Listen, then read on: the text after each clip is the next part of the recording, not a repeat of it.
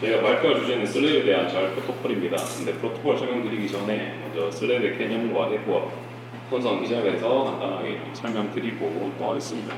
먼저 슬랩 같은 경우는 슈페리어 레벨 멘테리어트 포스테리어의 약자로 어깨 상부 관절순이 중간에서 후방으로 하열된 상태를 의미하는데 상부 관절순은 상완 이두 장도가 부족되는 부위로서 경관들의 안정성을 유지하고 이두근의 힘을 어깨로 전달하고 반복적인 스트레스를 흡수하는 좀 중요한 구조입니다. 따라서 이 부위가 손상되면 단순한 통증뿐만 아니라 그의 안정성이 감소되고 또 반복적인 오버헤드 동작에서 기분자가 나타날 수 있습니다. 이 야구 선수같이 이런 드로잉 동작이 많은 경우에는 이두근의 트랙션과 반복적인 회전 스트레스로 인해서 슬랩 병변이 흔하게 발생합니다. 그런데 이러한 오버헤드 동작은 단순히 레버룸에 영향을 주는 것만이 아니라 감각골과 관련된 신경에도 영향을 줄 수 있습니다. 그 대표적인 구조가 바로 스캐플라 너치입니다. 스캐플라 너치는 견갑골의 상형 파라코이드 코세스 내측에 위치하면서 그 아래로 수프라 스캐플라 nerve가 지나갑니다. 이 부위의 신경이 압박될 경우에는 후방 어깨 통증, 그리고 외회전 약화, 그리고 수프라 인프라스피나큐스의 근 위축이 나타날 수 있습니다.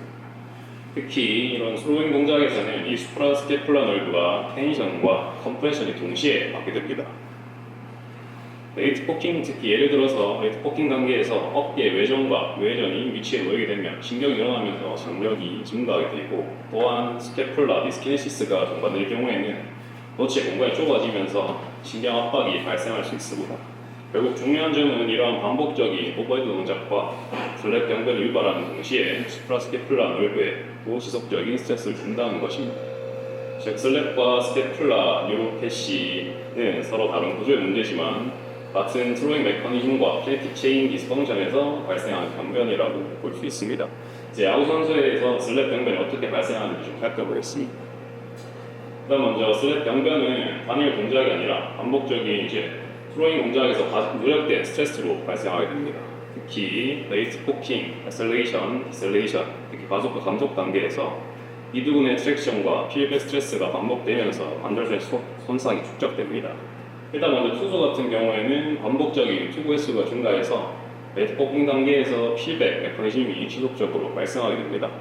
또 가속과 감속 단계에서도 상완 이두근의 라보름을 강하게 당기면서 손상이 누적되고, 포수의 경우에는 짧은 준비 시간으로 인해서 급격한 외회전과 빠른 감속, 그게 반복되면서 비슷한 기전으로 슬랩 병변이 발생하게 되고, 외야수 같은 경우는 장거리를 송구할 때 레이트 포킹에서 극단적인 외회전이 발생하면서 투수와 유사한 필백 메커니즘이 나타난다고 보시면 되고, 반면에 내야수 같은 경우는 불안정한 자세에서 빠르게 송구를 하는 경우가 많기 때문에 키네틱 체인이 무너지면서 어깨 독소적인 부하가 집중되고 이로 인해서 슬랩 병변이 발생할 수 있습니다. 특히 이런 외야수나 내야수 같은 경우는 보통 직구를 많이 던지기 때문에 직구나게 뿌리는 공 같은 경우는 보통 1시에서 2시 방향으로 손상이 많이 일어나게 되고, 투수는 반복적으로 변화구를 던지기 때문에 옆에서 틀리면서 던지기 때문에 저희가 흔히 하는 10시에서 2시 방향 손상이 좀 많다고 알고 있습니다. 다음은 타자의 경우인데요. 타자의 경우는 스윙 이후에 팔을 급격하게 멈추는 과정에서 이센트릭 로드가 좀 증가하게 됩니다. 또한 이것 또한 이두근의 긴장이 라보름에 전달되면서 프렉션 스트레스가 발생하게 됩니다. 마지막으로 1루수 역시 짧고 빠른 송구를 반복하면서 비정상적인 팔의 위치와 바이퍼 트라우마가 누적되어서 슬랩 병변으로 이어질 수 있습니다. 이러한 손상 기전을 이해하기 위해서 이런 트로잉 동작을 상세하게 단계별로 간단하게 좀 살펴보겠습니다. 야구의 투구 동작은 와인드업부터 팔로우스루까지 있는데, 일단 먼저 와인드업 같은 경우는 몸의 균형을 잡고 모멘텀을 생성하는 단계고, 럼바 펠빅 스테빌리티가 가장 중요한 역할을 합니다. 이 기능이 저하될 경우에는 이후 단계에서 어깨 과부하가 전달될 수가 있습니다. 그 다음은 스트라이크 단계. 스트라이크 단계 같은 경우는 하체에서 생성된 에너지를 전달하는 역할을 한다고 보시면 됩니다. 이 과정에서 힙과 체간의 협응이 중요하면서 추진력이 부족할 경우에는 어깨 보상 지역의 여전히 발생된다고 보시면 되고, 이제 포킹 단계인데, 이 포킹 단계가 보통 슬랩 손상이 좀 가장 밀접한 단계라고 이해하시면 될 것 같습니다. 포킹 단계는 어깨가 최대한 외회전이 되고 이 힘 저장을 회전을 전달하는 그 시기라고 보시면 되는데, 얼리 포킹과 레이트 포킹은 나눠져 있지만, 일단 얼리 포킹 같은 경우는 견갑골의 리트랙션과 포스테리어 틸트, 가 이제 유지하면서 에너지 전달을 시작하는 단계라고 보시면 되고, 웨이트 코킹 같은 경우가 가장 이제 이두근이 스트레스를 많이 받는 단계인데, 어깨가 최대 외전에 도달하게 되고 상완 이두근의 장두가 무릎을 토이전 스트레스를 가하게 되는 시기라고 보시면 됩니다. 다음은 이제 가속 단계인데, 가속 단계 같은 경우는 저장된 에너지를 좀 빠르게 방출하면서 어깨 내배전과 발꿈치 신전이 좀 일어나게 되는데, 이 단계에서는 속도 생성이 좀 핵심이고 어깨와 체간의 협응이 좀 중요한 단계라고 이해하시면 될 것 같습니다. 다음은 이제 감속 단계인데, 이 감속 단계도 코킹 단계 다음으로 좀 손상이 좀 많이 일어나는 단계라고 보시면 될 것 같습니다.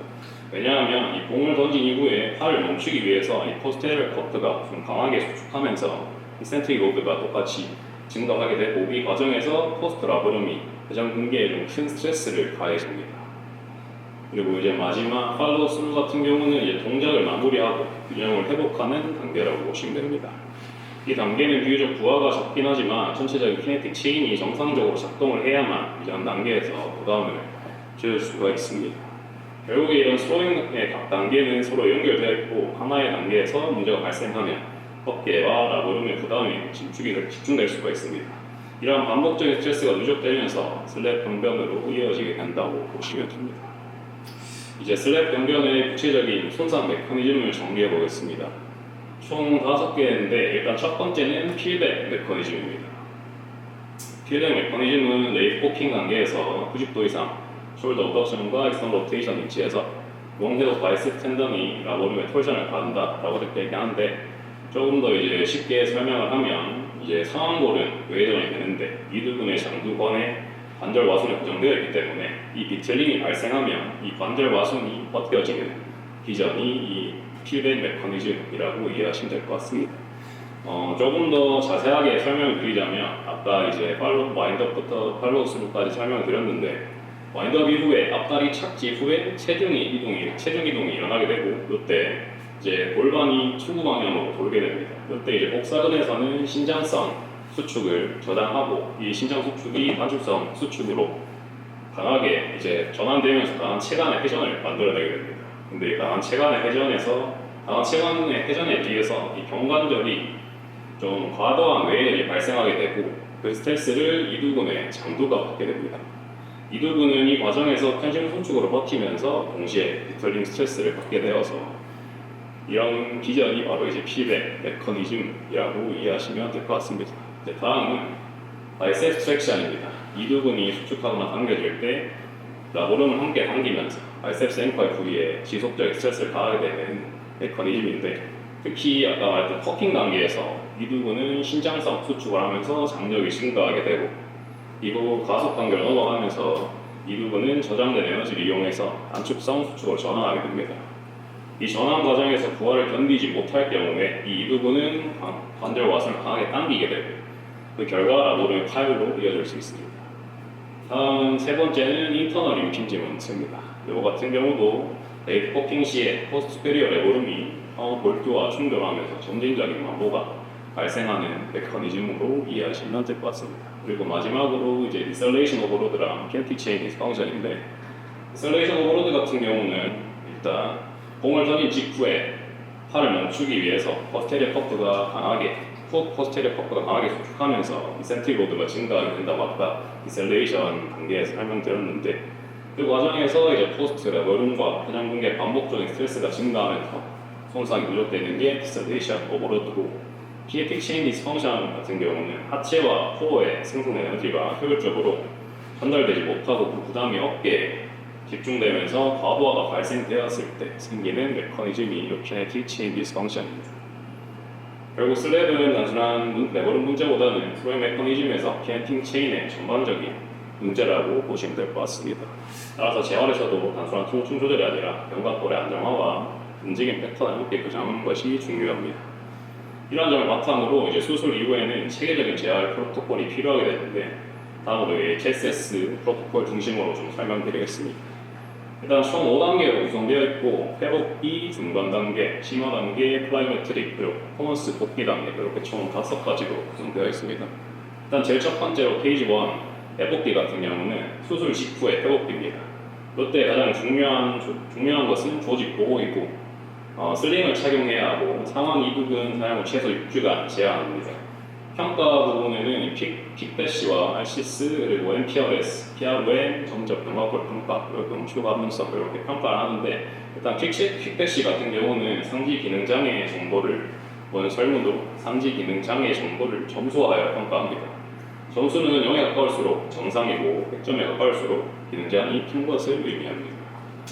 다음 이제 RCS 같은 경우는 아메리칸 숄더 앤 엘보 서전 숄더 스코어를 줄임말인데 이거는 통증과 기능을 함께 평가한 지표로 통증 점수와 기능 점수를 합산하여서 총 100점 만점으로 평가하게 됩니다. 결국 점수는 높을수록 기능이 좋은 상태를 의미하는 평가 지표입니다.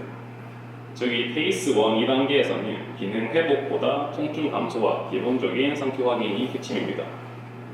운동은 지금 보시는 것처럼 손, 손목, 그리고 팔꿈치 위주로 좀 진행을 하면서 견갑골 인펙션을 통해서 기본적인 안정성을 유지하는 단계라고 이해하시면 될 것 같습니다. 네, 다음 이제 페이지 2인데요. 이때는 점진적으로 가동 범위를 회복하는 단계라고 이해하시면 됩니다. 여전히 무리가 가지 않는 것이 중요하고 관계적인 스트레칭이나 통증 유발은 피해야 하는 단계입니다. 이 시기에는 ROM 증가 과정에서 통증이 증가하는지가 중요한 체크 포인트입니다. ROM은 주차별로 점진적으로 증가시키면 되고 2, 3주차에서는 건강면에서 부피, 플렉션이 90도, 뇌회전이 이렇게 이 상태에서 5에서 10도, 뇌회전이 3에서 45도, 4주차는 9에서 100도, 25에서 30도, 50에서 60도 이런 식으로 점진적으로 ROM이 증가하면서 권장하는 걸 그렇게 한다고 ACSS에서는 권장 사항이 이렇게 나와 있습니다. 그리고 이제 운동 같은 경우에는 견갑골의 안정화, 아이소메트릭을 진행하고 탄성밴드를 이용한 로잉 동작, 그리고 등장성 운동으로 점진적으로 넘어갑니다. 그리고 아까 스테플라 버치에 대해 설명드렸을 때, 버치 구조에 대해 설명드릴 때 수프라 스테플라 nerve가 계속 압박을 받게 되면 근위축이 발생된다고 아까 설명드렸는데 이때 슬랩에서 근위축이 되어서 근육이 힘을 못 써서 기능이 떨어지는 선수가 많기 때문에 근체 교육과 인지 교육이 좀 중요합니다. 그래서 이제 저희 병원에서 있는 롬피 비고로 바이브레이션 모드로 세라투스 안테리어, 아티스모토 시트라이셉스, 그리고 인프라 트레스 마이너 바이브레이션 모드로 운동하는 거, 이거로 운동하는 거 하나 더 보았습니다. 페이즈 2 같은 경우는 일단 단계 진행 기준은 사실 페이즈 1이랑 동일하기 때문에 좀 중요한 부분은 견갑면에서 뇌회전 45도가 확보되었을 때 이걸 진행한다고 보시면 되고 강조사항 똑같이 조직 자극 감소, 혈관이 견갑골 안정화 근육의 활성화가 강조사항입니다. 다음 이제 페이즈 3 심화 단계 기능 회복의 핵심 단계라고 보시면 되고요. 이 단계에서부터는 단순 ROM이 아니라 정상적인 움직임 패턴 복원이 좀 중요한 목표라고 보시면 됩니다. ROM은 거의 정상 범위까지 회복시키고 트로월 10 프로그램을 적용시킵니다. 운동은 점진적으로 난이도를 올려서 크로스 체인부터 쿼드리프달 자세에서 스테플러 컨트롤 그리고 I, P, W, I 운동 등을 통해서 견갑골 안정성을 강화하고 보안 엔드레인지 스테빌라이제이션, 컨ser베이션 트레이닝을 통해서 실제 기능적 안정성을 만들어줍니다. 이 단계에서 중요한 것은 근력과 근지구력을 포함해서 키네틱 체인이 가장 중요한 단계라고 보시면 됩니다. 다음 또 페이스 3에서 강조해야 할 부분 단계 진행 기준이나 강조사항은 거의 동일하기 때문에 한번 이렇게 나와 있습니다.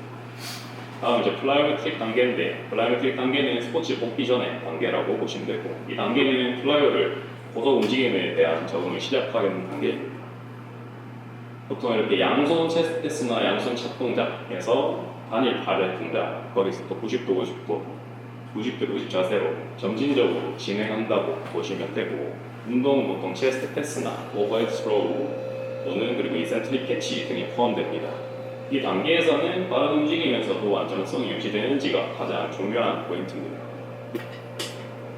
단계 진행 기준은 또 완전 운동 관절 가동 범위 확보가 가장 중요하고요. 그리고 플라이오메트릭 및 근지구력 프로그램 진행 시에 증상이 없을 때 또 단계를 진행 기준이라고 봅니다. 강조사항은 똑같이 어깨의 유연성과 근력 및 근지구력의 향상, 통증 없는 뼈의 수행, 요대압까지 설명드리겠습니다. 그리고 마지막 페이스 5 퍼포먼스 복귀 단계인데 이 같은 경우는 약 5개월 이후에 인터벌 스트라인 프로그램을 시작한다고 보시면 됩니다. 그리고 운동 강도는 점진적으로 증가시키면서 워크로드를 지속적으로 모니터링합니다. 통증 없이 모든 프로그램이 수행 가능하고 여기 나온 대로 암 엑서사이즈가 독립적으로 수행할 수 있어야 스포츠에 복귀할 수 있다고 여기서 판단합니다. 테스트 같은 경우는 다들 잘 아시다시피 오버라인 테스트, 스피드 테스트, 바이셉스 로드 테스트가 있는데 오버라인 테스트 같은 경우는 이게 팔을 내연시킨 상태에서 어깨의 불안정성과 통증이 있는지 그리고 스피드랑 바이셉스 로드는 똑같이 2두에 무게가 있고 이런 손상이 있을 때 체크하는 스페셜 테스트인데 보통 슬랩 이전에서 가장 많이 하는 스페셜 테스트라서 넣어보았습니다. 다음 이제 운동 파트입니다. 앞선 재활 프로토콜 페이지 4에서 바이오 플라이메트릭 운동과 필드 복귀를 위한 보강 운동 몇 가지를 넣어보았습니다. 일단 이 첫째 운동은 보시는 것처럼 롱킥을 이용했고요. 하지의 회전을 위한 운동입니다. 단순한 근력 강화보다는 고관절과 혈관의 회전력을 만들어내기 위해서 진행했고 특히 이제 이센트릭 모든 아이소키네틱 제이트 컨트랙션을 통해서 힘을 생성하는 것만 아니라 감속수하고 버티는 능력을 갖추고자 합니다. 투구 동작에서 하지의 상지가 전달되는 킨스치임의 시작 단계라고 보시면 되고요. 일단 1번 같은 경우는 만약에 환경을 동일하게 만들고 싶다 하면 보통 야구 선수는 마운트 위에서 던지기 때문에 스텝박스 위에서 진행하셔도 됩니다. 이제 두 번째 같은 경우는 하지를 고정한 상태로 상지를 회전을 시행하는 운동인데 하지를 고정함으로써 하체의 보상을 제한하고 순수한 상지의 회전 능력을 이끌어내기 위함입니다. 이를 통해서 어깨의 가속 능력과 체간의 회전 타이밍을 강화할 수 있다고 보시면 됩니다. 그리고 이렇게 세 번째, 네 번째는 감속 훈련입니다.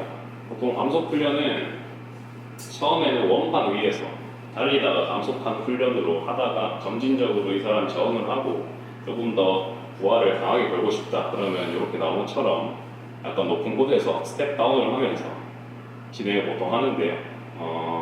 상지까지 로테이션을 하는 이유는 체간의 안정성 목적도 있지만 스텝 다운과 동시에 감속의 힘을 체간에 분산시켜서 회전 붕괴나 어깨의 부담을 좀 줄이기 위해서 이렇게 상대 로테이션까지 돌리면서 이셀레이션 감속 훈련을 해보았습니다.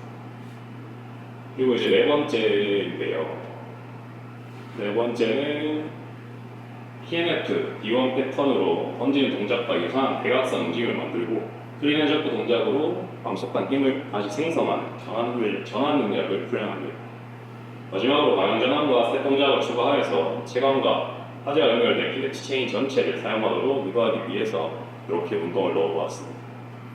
다섯 번째 같은 경우는 아까 말씀드린 것처럼 이센트릭 컨트랙션에서 컨센트릭 컨트랙션으로 바뀌는 이 순간이 중요한데 이걸 위해서 온 건데 이센트릭 킥 후에 컨센트릭을 전하는 운동이라고 보시면 됩니다. 먼저 체간이 늘어나면서 에너지를 저장하고 이후에 빠르게 수축하면서 힘을 폭발적으로 전달하는 구조입니다.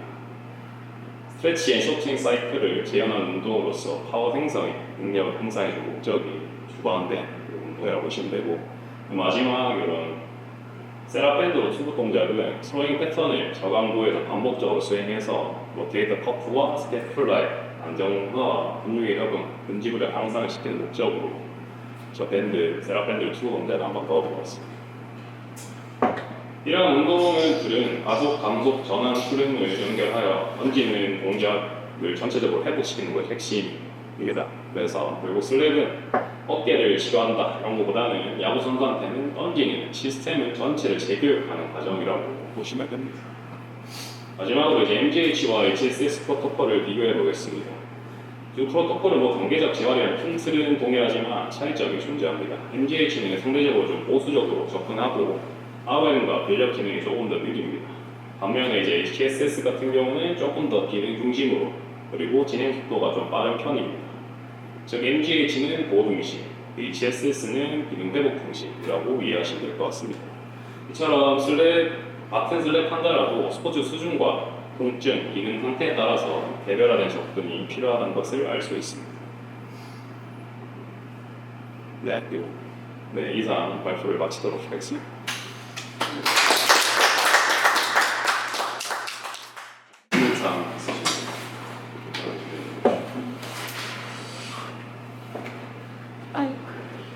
여기 있어.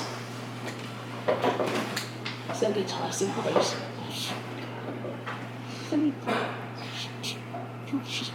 뭔가 왼쪽으로 하시면 제가 잘 들었습니다. 제가 궁금한 거는 그 스테이지 1, 2에서 가동성 검사한다고 했는데 그거는 이제 왜 하는지 그리고 추가적으로 좀 보완이 했으면 좋겠다는 보통 이제 검사한다고 이제 대화 단계에서 소셜 파트를 좀 강화를 하는데 그거는 보통 다양한 이런 나오는 운동들을 보면 조금 약간 방금 말한 이런 운동들 굉장히 많은데 소셜 파트에서 디스코 파트 이런 거 많은데 혼자 운동에 맞게 좀 단계별 한국에 그리고 이 야구선수들 마찬가지인 건 몸통 회전이 들어가기 때문에 사이에 세션하는 것들 지금 부모님 얘기하는 우리스가 좀 강화시키는데 이사나 우리스로 넣어서 좀 강화시키는 운동들을 보는 거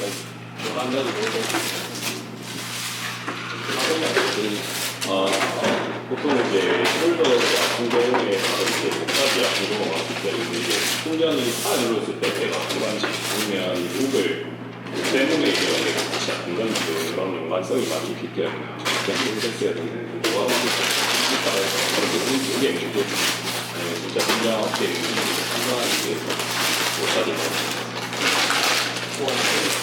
숄더 잠시만 떼주는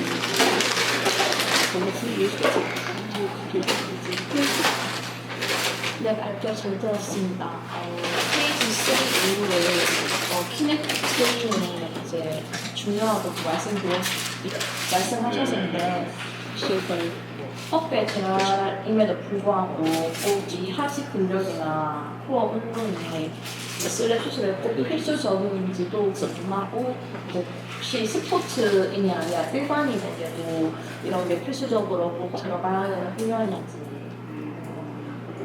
일단은 뭐 어깨뿐만 아니라 하지랑 코어를 강한 이유는 일단 축구, 일단 야구 선수로 예를 들면 축구 너브의 동작에서는 사실 힘의 흐름이 하지에서 골반에서 코어, 그다음 코어에서 견과수골, 그다음 어깨 순간으로 넘어가는데 이제 어깨는 말 그대로 사실 힘의 흐름 부위가 아니라 전달하는 부위이기 때문에 하지와 코어가 약하면 상지에서 보상이 좀 많이 증가하기 때문에 어깨가 대신 힘을 만들어야 하기 때문에 제가 코어랑 하지 근력을 좀 강화를 좀 중요시해서 넣었고요.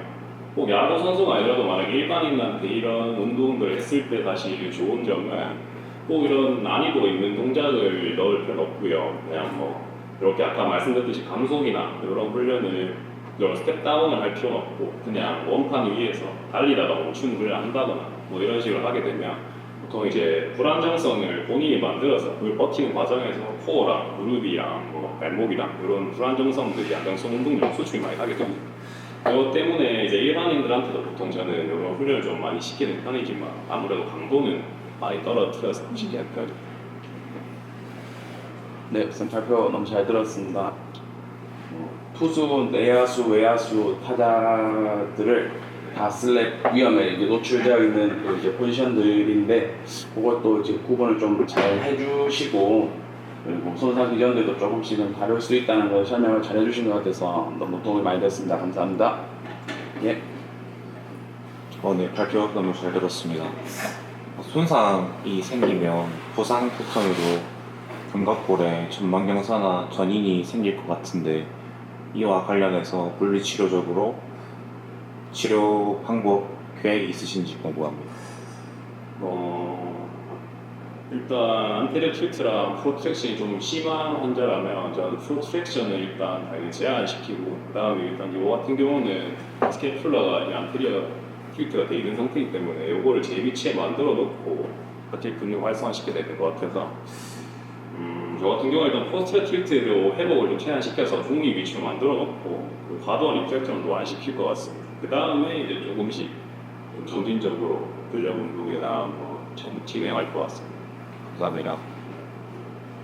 네, 발표 잘 들었고는 저는 선생님의 약간 개인적인 의견이 조금 궁금한데 숄더에서 보통 익스터널 로테이션 스트렝스닝 트레이닝을 할 때 각도가 여러 가지 각도가 있다고 알고 있어요. 0도도 있고 90도도 있고 이런 경우에 보통 어떤 것부터 시작을 하시는지. 뭐 이유라든지 궁금합니다. 네, 일단 저 같은 경우는 보통 영도에서 먼저 시작을 합니다. 왜냐하면 일단 중력이 이렇게 떨어지는데 이게 어도치한 시키는 90도 맞는 상태에서 웨이즈를 하게 되면 일단 회복이 좀 덜 된 상태에서 중력의 부하가 좀 많이 걸리기 때문에 속의 안정성을 좀 중요시해야 되기 때문에 저는 영도에서 시작을 하고요.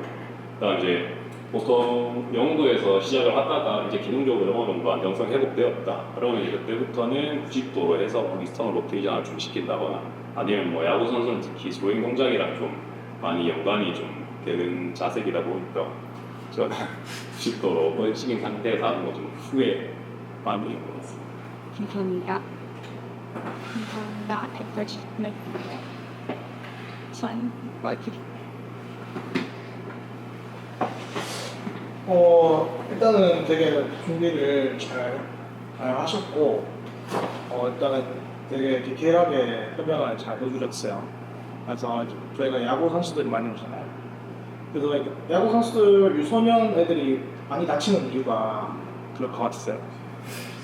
유소년 선수들은 특히 아까 말씀드린 대로 특히 저는 그런 선수들을 많이 봤던 게 어깨 불안정성도 있기도 하지만 일단 하지에서 좀 잘 못 받쳐줘가지고 하체랑 코어가 너무 약해서 이 디디면서 회전하는 동시에 그때 경관들에서 스트레스를 많이 받게 돼서 내가 좀 불안정한 상황을 많이 받기 때문에 저는 하체와 코어가 좀 약화된 케이스가 좀 많아서 그렇게 생각하고 있습니다.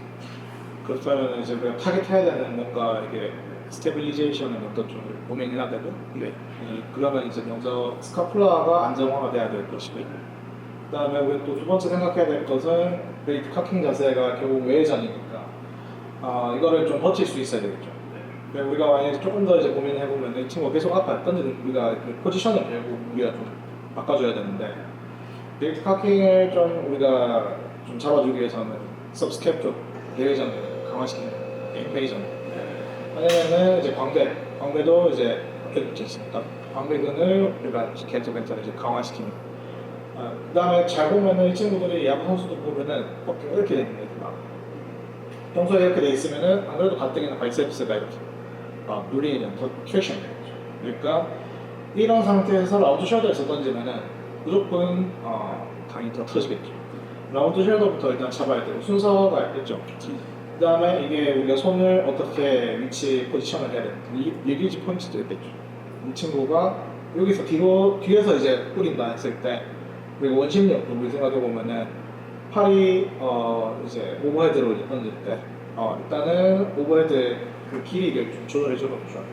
원심력이 너무 길면은 이 친구가 그 힘이 부하가 많이 가는 거죠. 그러면은 이 길이를 당겨준다거나 아니면 리리지 포인트를 이 친구가 이제 여기서 뒤로 당겨서 던지는 이런 습관을 뒤로 당겨서 하지 말고 몸을 먼저 어깨를 닫아놓고 뿌리는 리리즈 포인트 앞으로 당기는 거죠. 위로 가는 거를 내리고 그다음에 뿌리는 그 리리즈 포인트를 조금 더 앞으로 당기고 그래서 그렇게 우리가 한번 이 친구를 천천히 저는 이제 그 야구 선수 보면은 자기 던진 투구 폼을 찍어보라 하거든요. 슬로우 모션 던져. 슬로우 모션 막 해서 그거를 분석해요. 그 쌤들 나름대로의 그런 이제 아이디어나 이만큼 깊게 한 고민을 했을 거 아니에요. 그다음에 이걸 다 같이 고민한 팀들이 이제 야구 선수 한 명이 왔을 때 한번 내가 야구 선수라고 생각하고 한번 실제로 글러브를 끼고 한번 몇 번 던져보세요. 그래야지 뭐 저는 슬랙이 있어요. 저는 어렸을 때 야구를 했었기 때문에 대학에서 동아리 슬랙이 있는데 계속 던져. 일단 첫 번째는 고등학생은 왜 생기느냐 다 맞는데 일단 이거는 많이 던져. 얘들은 그 로테이션이 없어. 선발이 그 야구 그 고등부나 이런 데 잘하는 애들 한두 명이 있고 나머지 다 못해. 그때 그 한두 명 계속 던져거든. 그래서 우리 이제 프로에서는 로테이션 있잖아. 선발 1선발 2선발인데 그래서 얘들은 물어보면은 일주일에 한 몇 번 던지냐 하면 얘들은 일단 하루에 한 100개 넘게 던지는 기본이고 그거를 계속 감독이 시켜. 왜냐하면 일단 이겨야 되니까. 그래서 우리가 그 안에서 이제 이 친구들한테 우리 목표치를 정해주는 거예요. 그 목표치는 얘들한테 이제 너희 일단은 유현진이 오래 던질 수 있었던 이유는 얘는 유현진은 결정구만 세게 던지지 평소에는 80% 90%밖에 안 던져. 그래서 너희들의 로딩을 맞추는 거를 계속 훈련시켜줘요. 공이 빠르다고 무조건 잡는 건 아니에요. 제보가 중요하지. 그래서 이 친구들한테 많이 던질 것 같으면 너는 절대로 100% 던지지 마라. 80% 들고 그 다음에 릴리즈 포인트 조절해줘야 되고 그 다음에 아까 이야기하는 그 모든 페이지를 다 리라이즈 고민을 잘했습니다. 했지. 그래, 잘 들었어. 운동에 있죠. 청원은 드리지 않고 그럼 재미있게 있는 집에서 피아노 주다이 치는 시간이 뺐어.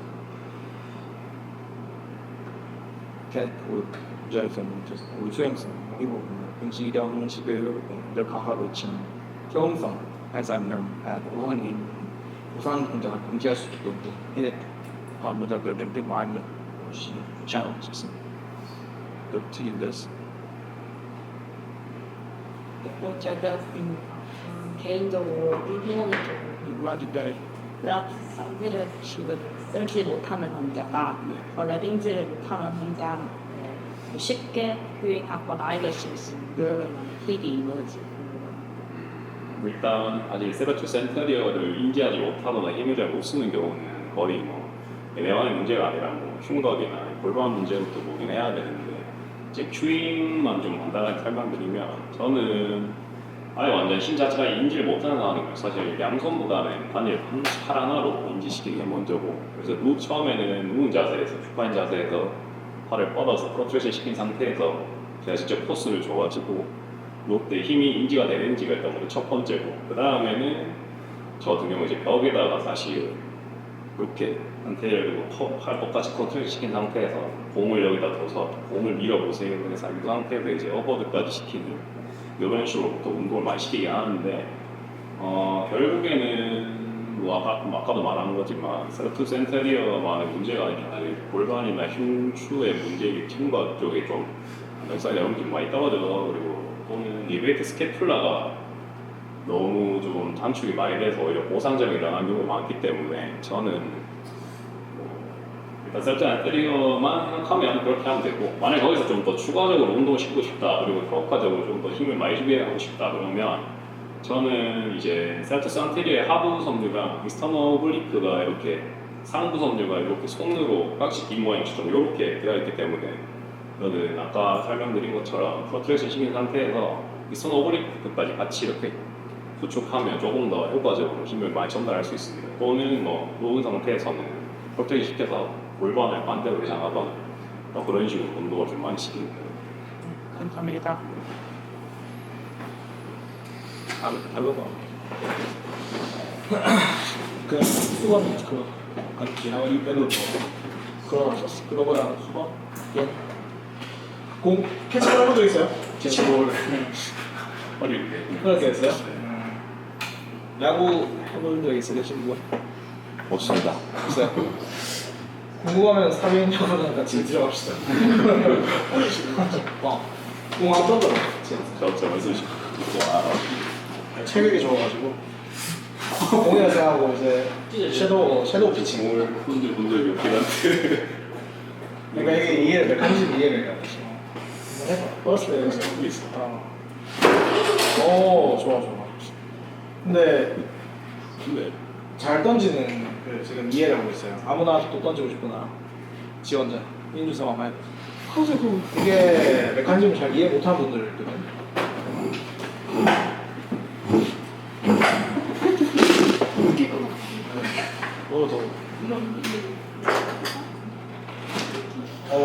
나쁘지 않나. 이제 우리가 저는 이제 그 의대생 때 동아리를 선택했는데 그중에 야구를 했어요. 근데 야구가 재밌어가지고 했는데 그중에 간혹가다 후배들 중에 공을 이렇게 던지는 친구들이거든. 일단은 야구는 좀 우리가 이제 지현쌤이 되게 딥하게 우리가 이제 설명을 해주는데 우리 작은 이제 우리가 컨퍼런스를 하지만 이 컨퍼런스를 제가 늘 이제 쌤들한테 이야기하지만 최대한 쉽게 이해해요. 어렵게 절대 생각하지 말고 계속 스스로가 공부할 때는 쉽게 계속 자기가 스스로 만들어서 이해해요. 그래야지 잘 있게 돼요. 일단 야구의 메커니즘은 자 공이 있잖아요, 그죠? 자 우리가 일미껏 던져야 돼. 그러면 속도가 빨라야 되겠지? 그러면 이렇게 체중 이동이 되게 찍었지. 그 다음에 앞으로 풀어야 되는 거 말이야. 근데 체중이 실려야 돼. 그래서 이제 와인드업을 하고 그래서 공을 이제 뒤로 당겼다, 쉽게 말하면 뒤로 당겼다가 보내는 역할이잖아. 그러면 그 안에서 내가 왜 슬랩이 생기느냐? 속도는 빠르고 힘이 많이 걸리는데 공에 이제 무게가 있으니까. 근데 이것이 이제 결국 얘가 바이셉스가 못 버티니까 터지는 거지. 그래서 자, 우리가 생각해봐. 그러면 우리가 이제 어떠한 힘을 내야지, 그러니까 강속구로 던져야 돼, 투수가. 그럼 이렇게 해서 내가 던질 때 만약에 100N을 만약에 우리가 만들어야 된다. 100을 만약에 힘을 만들어야 된다 했을 때, 그럼 어떻게 우리가 나눠서 내리는 거지? 맞지? 100의 힘을 우리가 만드는 게 목표면은 내가 팔로도 낼 수도 있고, 그 다음에 허리에 코어로도 낼 수도 있고, 하체로도 낼 수 있지. 그렇기 때문에 그걸 분산은 내가 최대한 하체가 좋으면은 하체가 뒤에서 앞으로 튕겨나가는 이런 힘, 그지? 그 다음에 허리를 회전하는 힘, 그지? 그 다음에 마지막에 팔로 이제 그걸 버티는 힘이지. 그래서 이제 우리가 발목부터 무릎 조인트, 니 조인트, 그 다음에 고관절, 그 다음에 트렁크, 코어부터 해서 결국 마지막에 팔로 내려가기 때문에 나머지 근육들 멀리 있는 것부터 먼저 우리가 계속 신경을 써야 돼요. 그래서 슬랩이 생기는 경우는 그 분산을 시키는 것을 환자들한테 인지를 시켜줘야 돼. 그치? 근데 우리가 생각해보면은 초등학생, 고등학생, 중학생, 고등학생 애들 보면은 다 근육이 없어. 그치?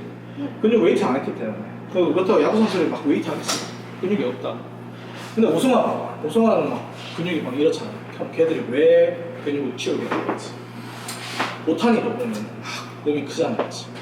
자기 몸을 보호하기 위해서 근육으로 그거를 이제 해야지. 그렇지 못하면은 근육의 그 활력이 그치? 없으면은 그 스트레스가 로딩이 다 힘줄 텐던에 가지. 그 텐던에 가거나 또는 그 조인트까지 가지. 결국은 근육도 텐던에 가. 우리 고무줄이 있는데 고무줄이 막 굵어. 그러면 똑같이 힘을 주면은 조금밖에 안 움직이는데 또 그 고무줄이 되게 얇아요. 똑같은 힘을 주면 확 움직이겠죠. 텐던도 마찬가지. 힘줄도 근육이 얇을수록 로딩 자체가 가동 로딩과 똑같은 힘이 걸려도 많이 움직여요. 이거 스트레스가 많이 돼요. 이걸 좀 여자쌤들이 야구를 많이 안 해봤다면 이해를 하기 위해서는 아까 이제 피어백 메커니즘이거든. 한번 이거 뒤로 돌려봐. 그냥 환자들한테 난처냥 걸리지. 이게 바이셉스 롱헤드예요. 이거 한번 해보세요. 자, 여기 하면 딱 걸리지. 이렇게 피어백 메커니즘이 탁 걸리면서 내가 세게 던지려고 걔들 욕심을 부릴 거 아니에요. 욕심을 부린다는 것은 결국은 공을 뒤로 잡아 당겨서 던진단 말이지. 뒤로 잡아 당기면서 던지면 애가 결국 터진다는 거예요. 그래서 애들한테 계속 다운 시켜야 되고 정 안 되면은 릴리즈 포인트를 바꾸고 사이드 함으로 가요. 결국은 이게 안 되면은 사이드 함. 김광현 선수가 우리 때는 이제 우리 또 이제 현찬이랑 저랑 같은 그때 시절에는 류현진 선수랑 김광현 선수 두 명이 유명했어. 근데 류현진 아직도 잘 던지고 김광현은 사실 지금은 조금 못 던지겠지. 그래서 그때 김광현이 던지는 투구폼은 위에서 찍는 거였어. 키도 크니까. 위에서 오버헤드 완전 정자세로 찍었어. 그렇게 풀로 던졌거든. 우리가 보면서 저거 오래 못 간다 이야기 했었어. 류현진은 메이저리그까지 갔고 김광현은 결국 한국에서 이렇게 하다가 결국은 공은 빨랐는데 결국 오래 못 던졌어. 그래서 우리가 선수들이 많이 왔어. 선생님들이 이제 내가 선수들이 왔을 때는 선생님들이 선수들의 입장을 거의 한 100%까지 이해 못 하겠지. 근데 그 친구들의 생각과 그 사람들의 그 지금 아픈 통증과 이런 것들 이해하기 위해서는 거의 그래도 우리가 최대한 접근해서 이 사람의 80%에서 90% 이해를 해야지 이 친구들을 치료를 할 수가 있어. 맞지?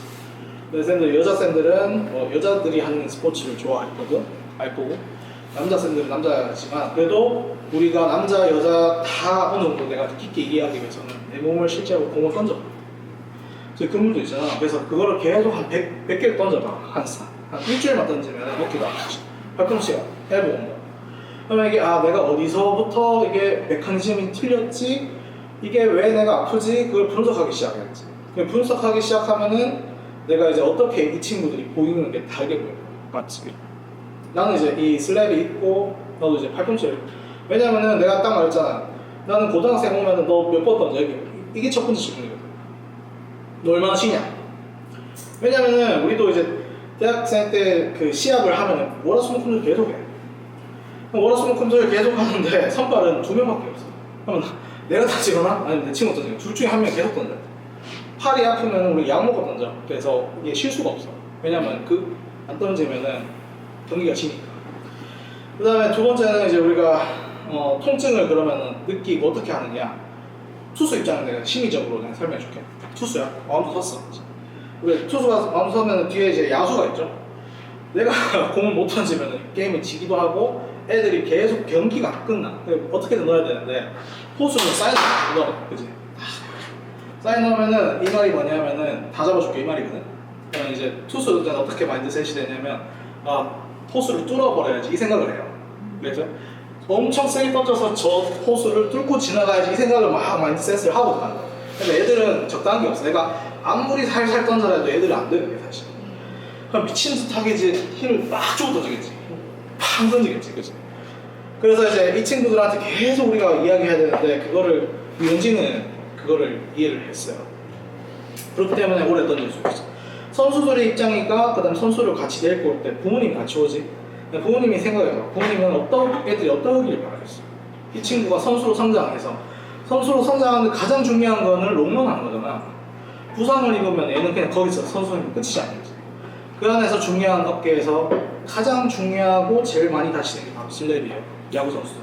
슬랩이 터졌다. 이 친구는 오래 못 던질 수밖에 없어. 그래서 이따 어떻게 관리하느냐. 쌤들이 완벽하게는 아니더라도 거의 90% 이상 이해를 해야 돼. 그러면 이거는 우리가 수술을 해야 되는지, 아니면 이거는 재활로 해도 되는 것인지, 실제로 이게 어깨에 그 안정성에 어떠한 영향을 주는 것인지, 그렇다면 내가 만약에 내 몸이 슬랩이 터졌는데 내가 야구선수야. 일단 프로에 무조건 나가야 돼. 그러면 내가 어떻게 내 몸을 스스로 운동을 해가지고 이걸 리커버리를 할 것인지, 회복을 어떻게 가장 빠르게 할 것인지 고민을 하는 거야. 축구선수가 오든 어떤 선수가 오든 우리가 해야 될 역할들은 그 친구들을 리턴 투 플레이를 했을 때 가장 빠르게 회복시키는 거지.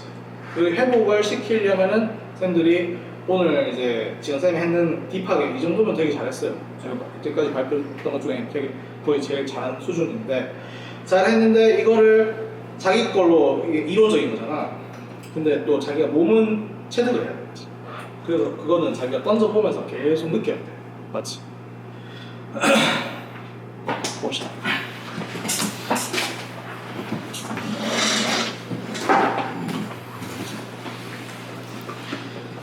수술하는 경우인데 이걸 준비하면서 뭐 궁금한 거 있어요? 일단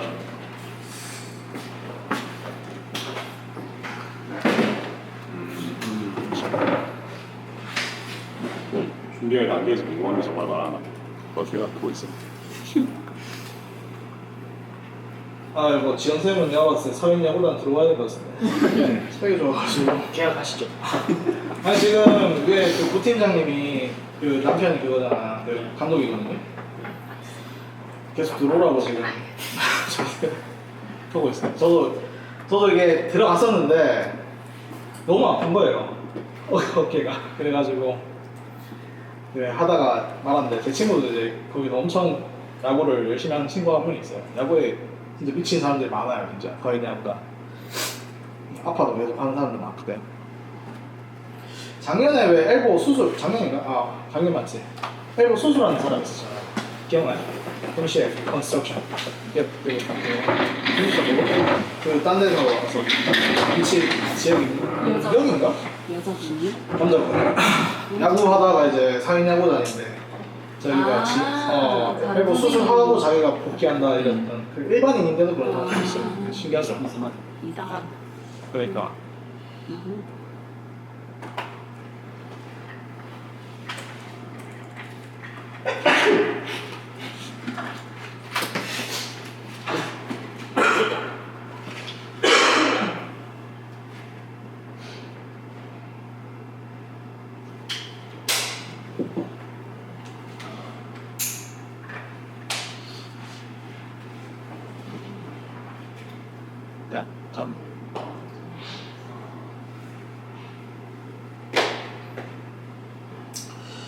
그 슬랩 수술은 제가 유튜브에도 올려놨어요. 그래서 그걸 보셔도 되고 뭐 일단은 설명을 잘 해주셔가지고 간단하게 앞에 이론적인 내용들을 좀 통과하고 우리가 수술과 관련된 내용들을 좀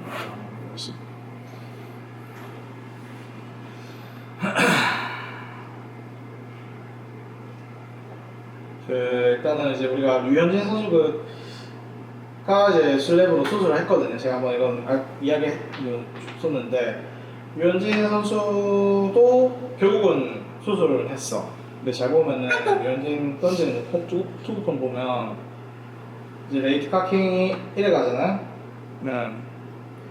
그래서 약간 3커트예요. 바깥에서 이제 대각선에서 찍히거든요.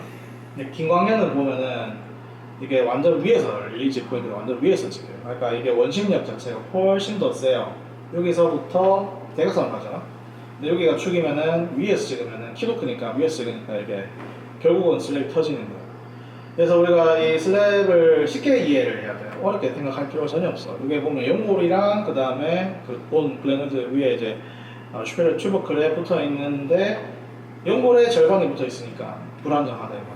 원래는 텐더는 본에 100% 붙어 있어야 되는 게 맞는데 슬랩은 특이한 건 슬랩은 요 위에 연골이랑 본에 반반씩 붙어 있는 게 좀 특이한 스타일. 그래서 여기가 잘 터지고 뭐 메커니즘이야 이런 것들이 워낙 설명 자연스레 넘어가고 그랬을 때 이제 우리가 중요한 것은 우리가 리턴 투 플레이 그다음에 우리가 수술이겠죠. 그럼 언제 수술하고 선생님들이 언제 이 친구들을 천천히 회복시키고 우리가 어떻게 그러면 이걸 겁을 내야 되느냐 아니면 이게 진행하면 어떻게 되느냐 이런 거겠죠.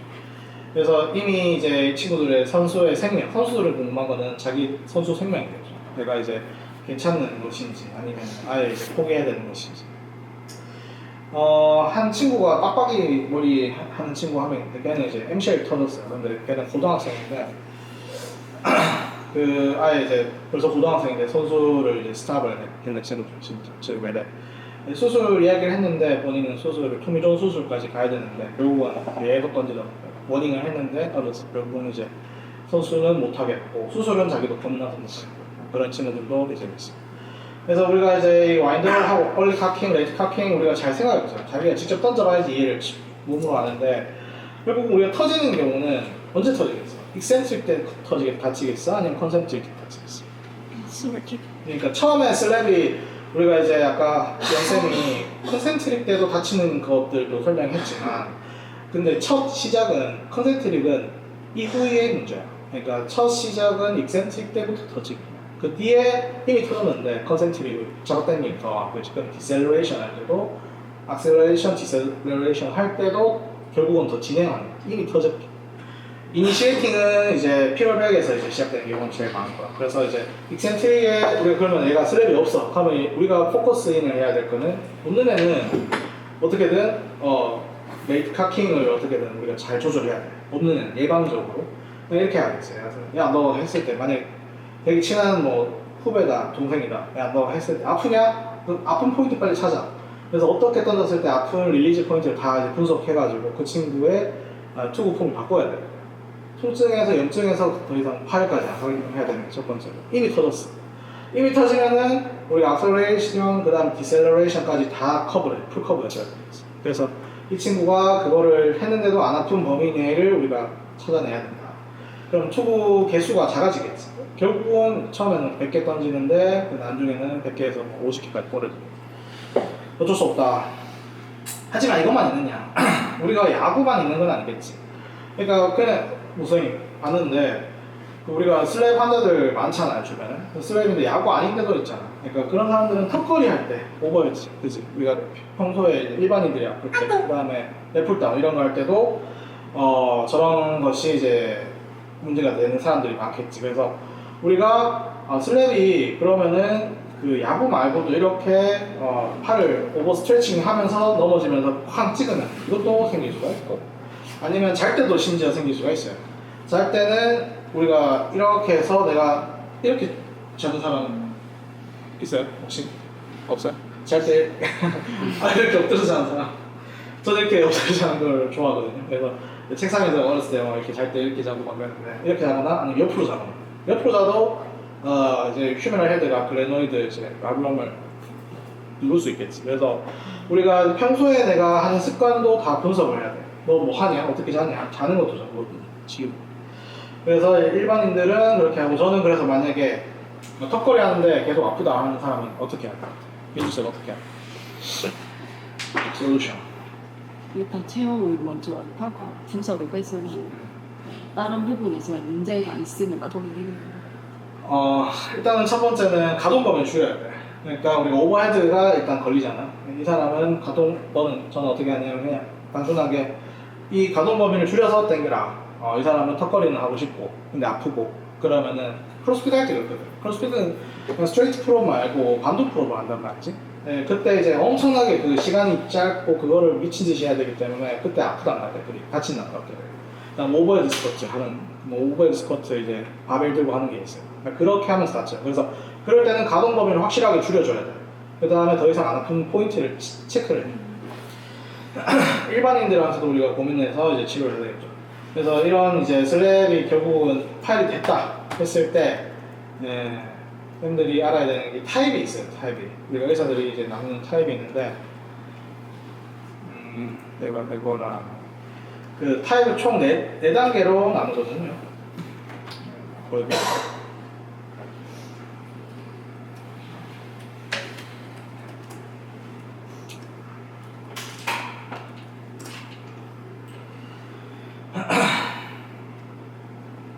그래서 이제 슬랩은 연골 파입의 핵심이 뭐냐? 환자들한테 그럼 바이셉스 터졌어요? 뭐가 터졌어요? 이랬을 때 핵심은 바이셉스 터진 게 아니라 슬랩은 결국은 이제 레브럼, 그러니까 연골, 레브럼은 연골이에요. 그거 연골 우리가 멘스커스 같은 게 있죠, 무릎에. 그런 연골, 섬유성 연골, 카틸리지가 그 연골, 섬유성 연골이 터진 거를 우리가 이제 슬랩이라고 합니다. 그래서 총 4단계로 나누는데 그게 이제 1단계, 2단계, 3단계, 4단계 이렇게 나눠요. 제일 흔한 것은 1단계 또는 2단계, 3단계, 4단계까지 이렇게 언스테이블하고 완전히 이제 터지는 경우는 흔하지가 않습니다. 자, 제일 흔한 건 1번, 2번이 제일 흔하다. 그러면은 여기서 이제 의사들이 어떻게 이제 치료를 하느냐, 이게 중요하죠. 처음에는 아프니까 뭐 초음파 보고 MR을 찍고 엑스레이는 잘 안 보이니까 이렇게 이제 피지컬 하고 아까 이야기하는 그 피지컬 해서 의심을 하겠죠. 그래서 이런 진단을 했을 때 MR을 찍었을 때 우리가 이제 아소그램이라 해서 이렇게 조영제를 넣고 딱 찍으면은 이게 터지면은 이쪽으로 조영제가 스며드는 게 보여요. 그래서 완전히 여기가 떨어져 있네, 슬랩이 있구나 라고 판단을 할 수가 있고, 그 다음에 그러면은 우리가 진단하고 이게 관절경으로 들어가서 봤을 때 이거를 당겼을 때 이게 벌어지는 거를 체크할 수 있습니다. 이제 실제로 그래서 문제가 있으면은 이렇게 그러면 앵커 밟아서 고정해서 붙인다. 어떻게 보면 이렇게 생각했을 때 슬랩을 10년, 15년 전에는 이게 엄청나게 유행했어요. 슬랩 터졌네? 오케이 리페어. 너 터졌어? 리페어. 터졌어? 리페어 이렇게 했어. 근데 어느 순간 갑자기 리페어를 많이 안 하기 시작했어. 아까 전에 유현진 선수가 이렇게 했잖아. 슬랩이 있는데 얘는 리페어를 안 했어. 봉합을 안 했어. 리페어는 봉합을 한다. 붙인다가 아닌데 얘는 봉합을 안 했어요. 이 사람은 수술을 뭘 하면 쌤 원장이 뭐 있습니까? 했을 때는 얘는 수술했는 사람, 그 의사를 제가 만났었어요. 그 학회 때. 그럼 뭐 했냐? 물어봤지. 그러니까 그냥 데브링을 쳤대. 데브링은 그냥 염증 조지만 그러니까 그치. 쉽게 말해서 아무것도 안 한 거야. 별거 안 돼. 그래서 그것만 했다고? 라고 했는데, 그렇다면 왜 리페어를 안 하는 추세로 가고 있느냐? 제가 있어. 봉합을 했을 때 왜 봉합을 옛날에 15년 전에는 미친 듯이 막 꼬매다가 요즘은 왜 많이 꼬매지 않을까에 대해서 제일 깊게 생각한 지원쌤은 어떻게 생각하세요? 일단 가동 범위가 이제 아까 말씀하신 대로 의심의 중요해서 이렇게 깊게 보면 쉽게 안 보이고 차이가 있지 않을까. 저는 일단 그렇게 생각합니다. 가동 범위가 뭐가 차이 날 것 같아요? 너무 깊게 꿰매버리면 평소 던지는 거보다 만약에 뭐 선수 말고 일반인인 거 가동 범위가 훨씬 좀 덜 나오다 보니까 일상생활 좀 불편할 것 같은데 만약 깊게 묶어버리면 그게 가동 범위가 평소보다 많이 안 나와서 편한 경우가 있습니다. 맞아요. 거상 자체가 풀로 안 되고 포드 엘리베이션이 풀로 안 되고 특히나 이성 로테이션 제한이 돼. 야구 선수 입장에서 생각해봐. 야구 선수를 이렇게 던져야 되는데 이게 걸리는 거야. 이게 더 가야 돼. 이게 걸려버리네. 10도에서 15도 만. 그러니까 이제 선수 생명이 짧아지기 시작하는 거지. 그러니까 의사들이 이제 했더니 컴플레인 듣기 시작하는 거야. 야, 너 수술 받았는데 너 때문에 지금 야구 못 하겠어? 이러는 거야. 그래서 이제 그 의사들도 이 수술을 이제 어떻게 접근해야 되느냐, 골머리가 아프기 시작하는 거지. 그래서 지금 이 관련해서 이제 많은 연구들이 진행되고 있습니다. 그래서 타입이 이런 타입이 있대. 3번, 4번 타입은 선생님 뭐예요? 쉽게 우리가 생각해. 계속 우리가 어렵게 야 이거 되게 복잡하게 보이잖아. 타입 1은 그냥 쉽게 말하면 터진 건데 그냥 붙어 있는 거. 타입 2는 떨어진 거지. 타입 3는 이제 완전히 이제 불안정성 생긴 거. 이쪽으로 쉽게 말해서 발색소가 있으면 이게 자꾸 뜯으니까 이게 라브롬이 여기만 터진 게 아니고 앞쪽, 뒤쪽도 같이 터지기 시작해. 4번, 3번, 4번 타입은 쉽게 말해서 너무 많이 연골 자체가 불안정성까지 생겼네. 불안정성이 생기면 어떻게 될 것 같아요? 선생님한테 알려주세요. 불안정 되게 통증이 되게 많이 느껴. 이게 그것도 있지만 제일 핵심 키가 있어. 불안정성이 생겼다. 그 다음에는 우리가 의사들이 걱정하는 게 뭘 것 같아? 만성도. 그게 뭘 의미한다? 왜 회전근개 왜 수술하지? 우리가 수술을 한다 안 한다의 기준이 되는 게 뭘까? 의사들이 만약에 그냥 쉽게 이해해줘. 설명할게. 만약에 충치가 생겼어. 충치가 생기면 어떻게 할까? 이빨이 깨졌어. 어떻게 할까? 떼워야죠. 떼워야 왜? 더 심해지. 그렇지. 진행한다는 거야. 이해돼? 우리가 불안정성이 생기는 순간 이건 무조건 진행해. 그러면 진행을 결국 이만큼 어깨가 논단 말이잖아. 어깨가 노는데 이게 더 논단 말이야. 더 놀면 들려. 마지막에는 관절 연구하고. 더 놀면은 이게 어느 순간 유착이 되고 그것이 연골이 따게 되고 연골이 한번 따라가면 재생자가 돼. 그러면은 나중에 이 사람은 마지막 관절염은 늘 뭐야? 정형외과에서 마지막 끝 도달 지점은 관절염이야. damn it이라고 하지 우리는. 그래서 이제 관절염이 오면은 이것은 이제 이런 연골들이 다 닳기 시작하고 관절염이 오면은 이거 자체가 유착되고 그 다음에 재생이 불가하다. 어느 정도 포기해야 된다. 여기까지 보는 거지. 그래서 이런 사람이 이제 초기에 있었어요. 김광협인가? 그 한 분이 있었는데 야구하다가 셀 땡기고 반컵스 생기고 우리 오늘 수술하는 환자 내일 재활할 텐데 오늘 이 친구도 나이가 어린데 우리가 수술했어요. 왜냐면 얘는 불안정성이 있으면 얘는 어린 나이에도 관절염이 되게 빨리 올 수 있어요. 관절염이 오면은 회생 불가야 다시. 그거는 인공관절 처음부터 할 수가 없어. 그래서 얘는 평생 이렇게 불구처럼 살아야 돼. 그래서 관절염이 오면은 안 된다라는 선생님들의 생각을 가지고 진행을 하면은 마지막 최종 월차에 도달한다. 그러면 우리가 그걸 막아야 된다. 그래서 스테이블하게 만들어야 된다. 그래서 역으로 생각하면 3번, 4번은 이건 닥치고 수술이에요. 어쩔 수 없어. 3번, 4번은 불안정성이 왔네? 그냥 일단 꼬매야 돼. 얘는 그냥 답이 없어. 2번에서는 아직 의사들이 이거 어떻게 해야 되지? 이거가 지금 아직은 이슈예요. 그래서 이제 마무리를 빠르게 할게요. 수술하는 거 한번 보여드릴게요. 선생님들이 이제 보면은 자 봐봐. 이게 어떤 거냐? 이제 한 번씩 수술방도 한번 들어와요. 내일도 컵스 있잖아. 그러니까 회전근개 수술할 때 쌤들 와서 오늘 보고 싶어 하면 언제든가. 자 이렇게 수술하거든. 이렇게 환자 옆으로 라테랄 데쿠비투스라고 옆으로 눕혀갖고 하거든. 하면은 이게 관절경 잘 봐. 관절경으로 보면은 이게 어디냐면은 밑에가 글레노이드야. 그 다음에 글레노이드고 이게 이제 그 바이셉스 롱헤드. 위에가 뭐겠어요? 위에는 뭘까? 동그란 거, 방시랑 휴메랄 헤드, 그지? 글레노이드, 휴메랄 헤드, 위에가 이제 바이셉스 텐던. 자, 그걸 보고 생각해봐. 그러면은 원장님 그러면 이게 뭡니까 이거? 딱 봤는데 이게 레브럼인 거야. 연골인 거지. 레브럼이 원래는 붙어 있어요. 글레노이드 윗상단에 그지. 얘는 원장님 터졌네요. 그지? 젊은 사람. 예, 이게 터지면은 이게 이제 조직 자체가 계속해서 봐봐. 이거만 그냥 쉽게 우리가 생각해봐. 이렇게 터졌어. 그러면은 이게 어떻게 돼? 계속 얘는 당기지. 바이셉스. 그럼 어떻게 돼? 이만큼 터진 게 나중에 더 터지겠지. 얘는 3야. 탭스. 이만큼 다 터졌잖아. 얘 1년 지났어. 더 터져. 결국은 얘는 어깨가 노는 거야. 와, 덜렁덜렁. 그렇지. 그래서 이거를 우리가 수술을 해야 된다. 이 사람은 6개월, 1년 돼도 안 와. 아픈 게 통증이 더 심하면 심해졌지. 호전이 안 돼. 스텝을 안 봐서. 그래서 우리가 수술을 하는데 봉합을 그러면 어떻게 합니까? 그러면 이제 이거를 봉합하는 거는 내가 애니메이션을 보여줄게요.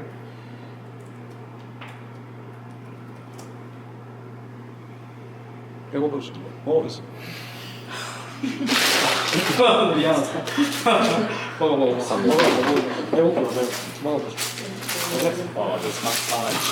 저희가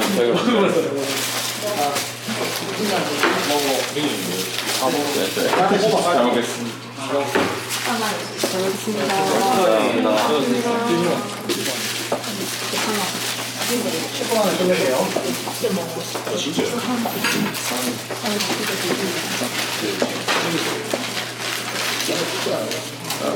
감사합니다.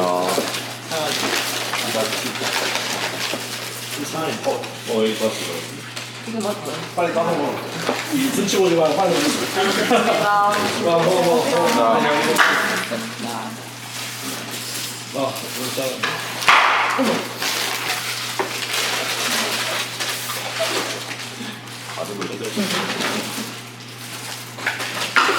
됐어요. 이거 우리가 다른 그쪽도 한번 소개를 하면 안 그래도 괜찮지 않나? 얘기 하나 약간 중국어로 해가지고 중국어가 들어와 여기 괜찮아.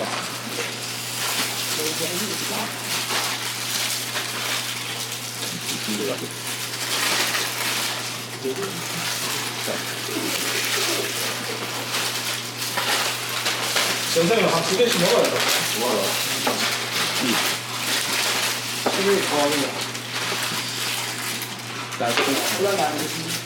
자,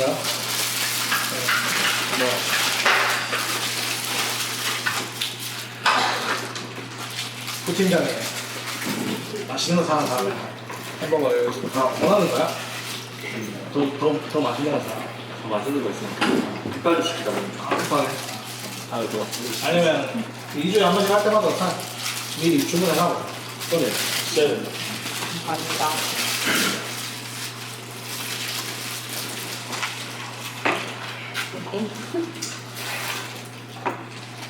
햄버거 좋아하는데?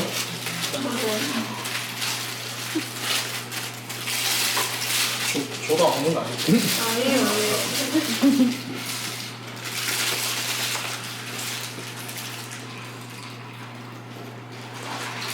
이렇게 먹었어.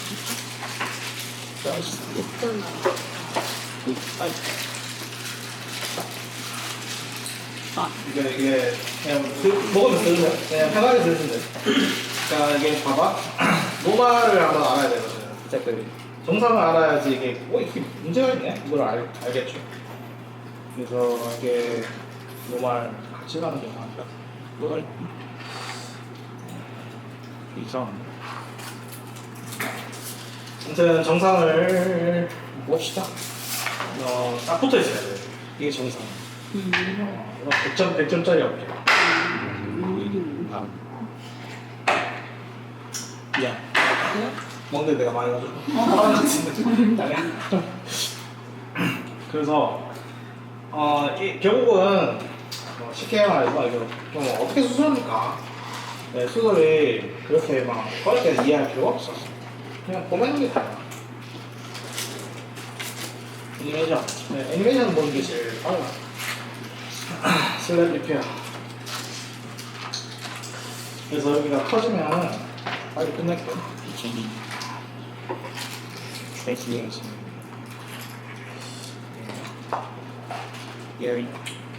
위에가 터졌어. 그렇죠? 근데 터졌네?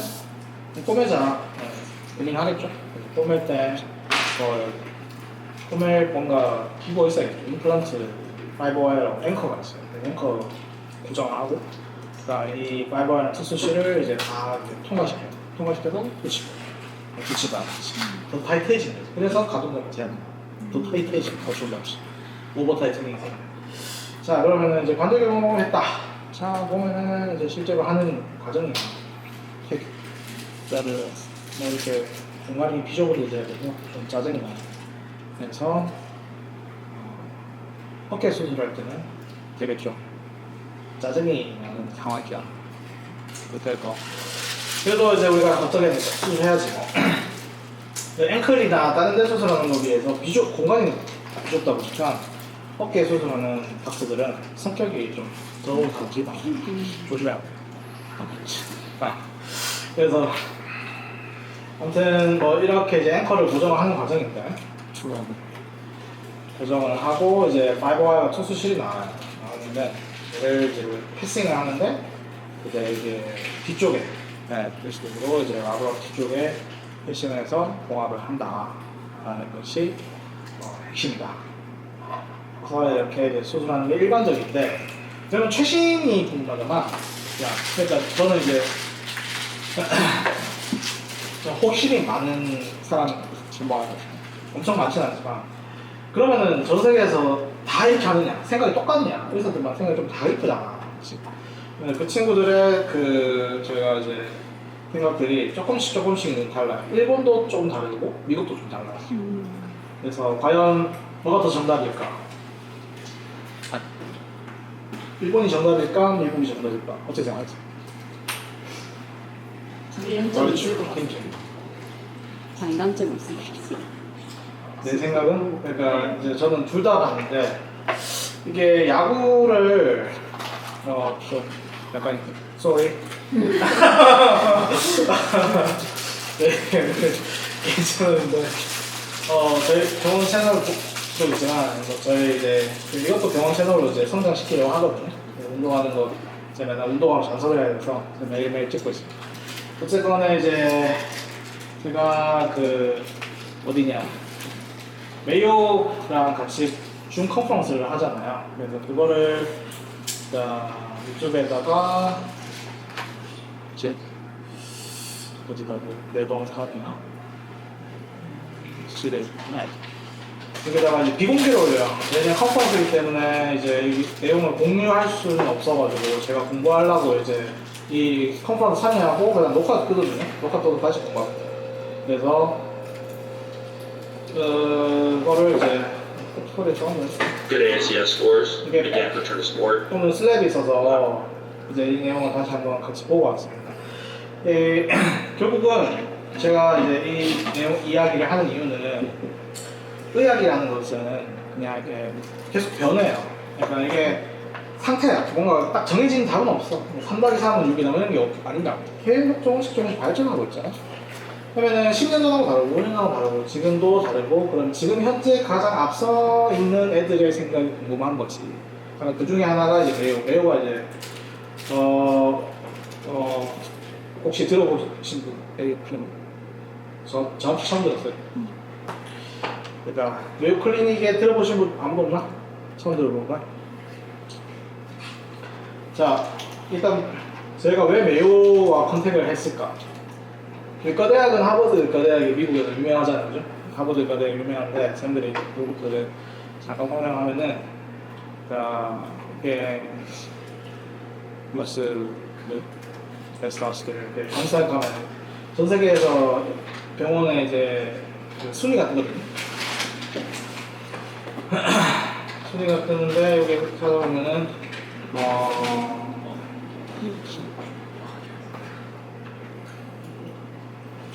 이렇게 하고 채찍제로 눌러볼게. 가장 세계에서 앞선 병원은 그냥 앞서 있는 체제죠. 발전한 병원. 네, 검색하면은 뭐 제가 메이오 했으니까 뜨겠죠. 질문해줘. 저희 병원 내부에서 치면 뜬다.